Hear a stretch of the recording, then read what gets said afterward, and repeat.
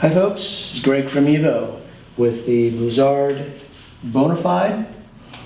It's a 98 waisted ski that is perfect for those spending most of their time railing on harder snow, groomed snow. The ski features Blizzard's flip core construction, which basically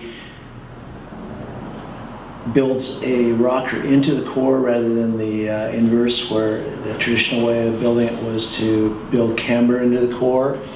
So when the ski's molded, the structure is not fighting the core shape.